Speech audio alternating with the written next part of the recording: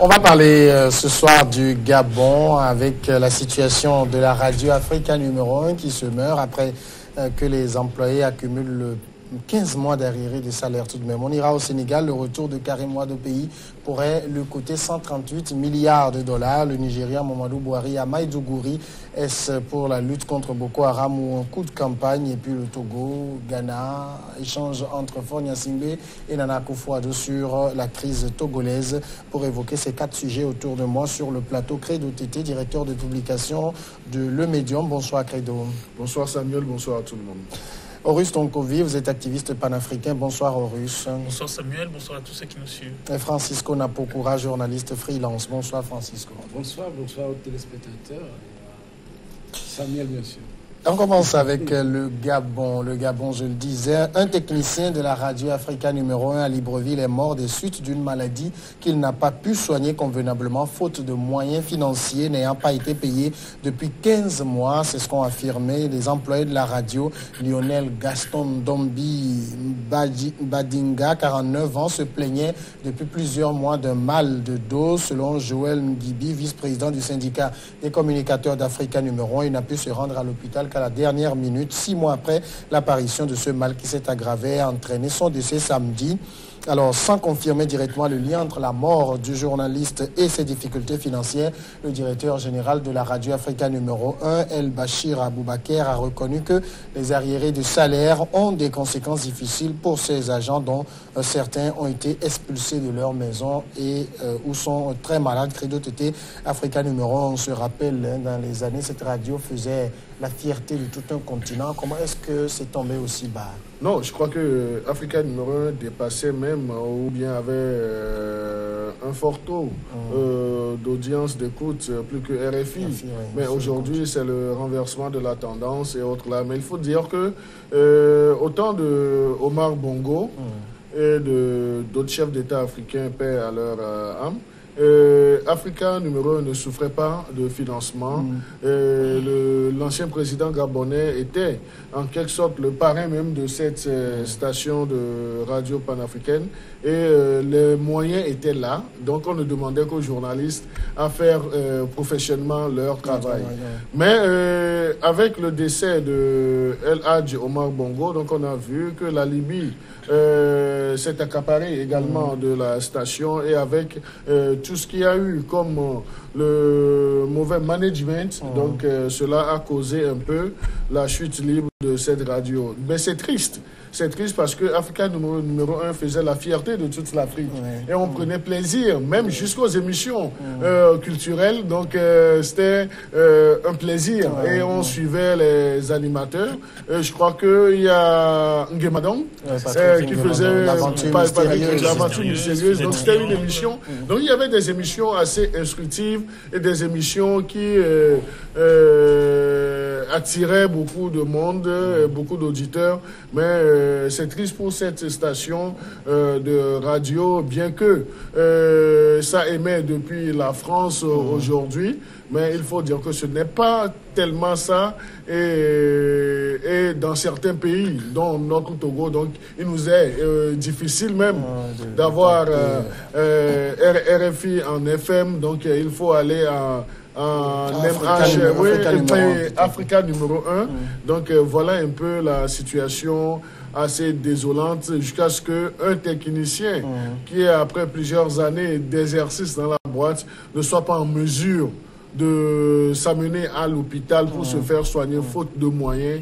Je crois que c'était le summum a été atteint. Alors Francisco, est-ce que au départ c'est un mauvais choix qui a été fait dans l'actionnariat, parce que les Libyens détiennent, je pense, jusqu'à 52% de l'actionnariat. Avec le décès de Muammar Kadhafi, la Libye ne s'est plus trop intéressée à cela. C'est un mauvais choix d'actionnariat qui a été fait? En fait, la mort de Africa numéro 1, vraiment, c'est un coup dur, en principe, pour le continent africain, parce que c'était vraiment une référence. Quand vous voyez même déjà le logo de la radio, ça révèle beaucoup de choses. Ici même, on captait Africa numéro 1 à partir de leur antenne qui était même logée au-dessus de l'hôtel de février.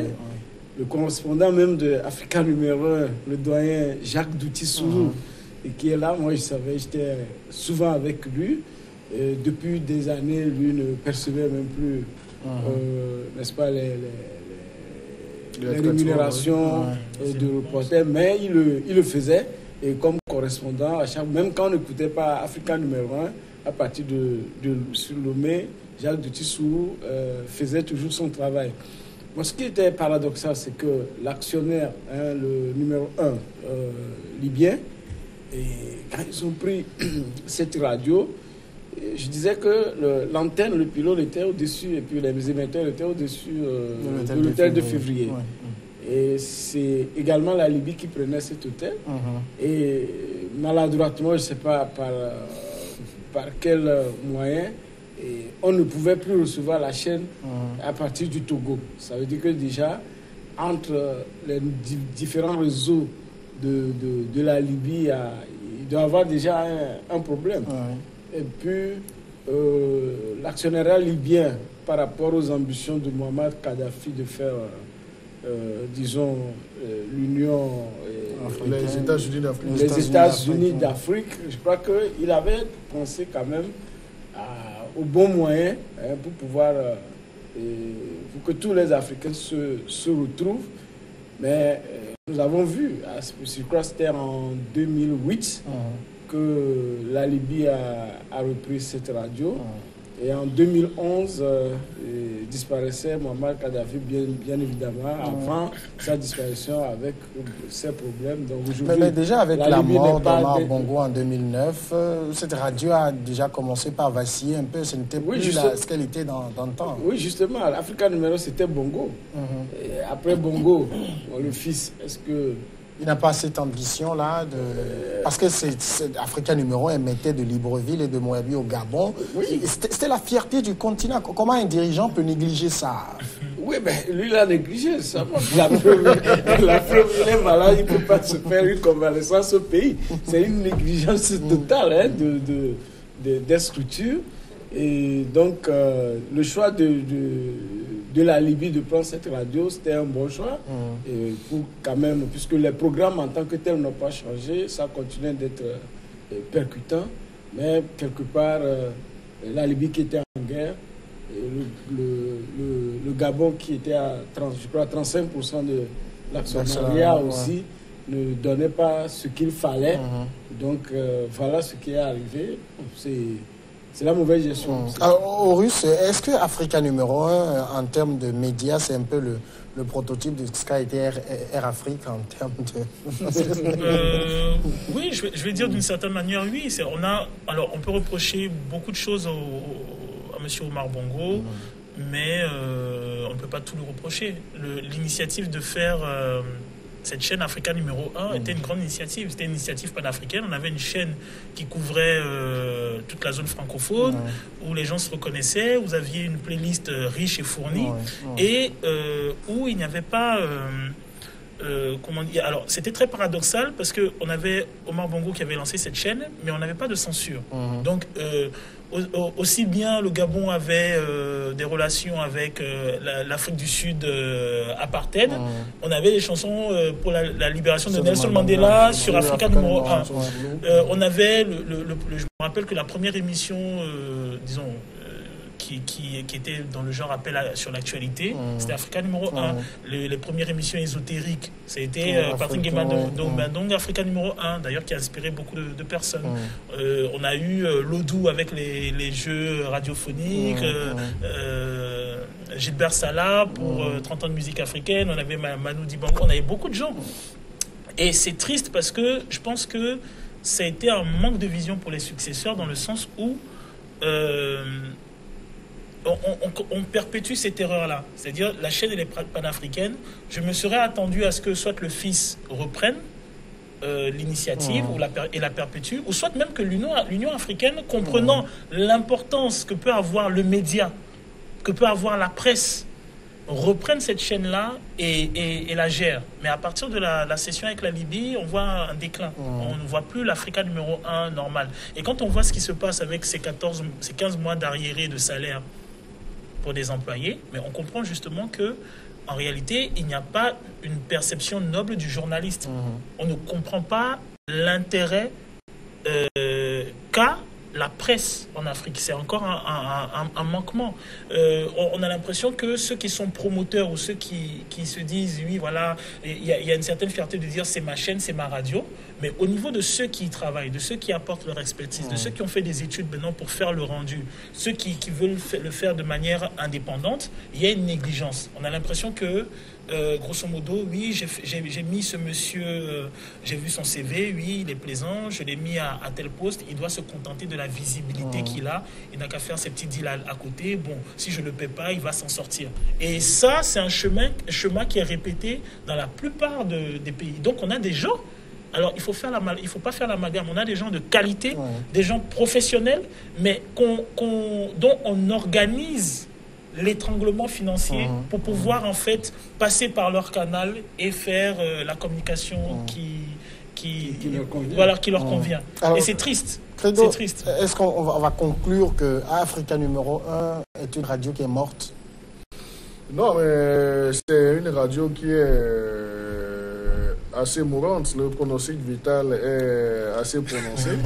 Et il faut dire que... Ouais. Donc c'est une radio qui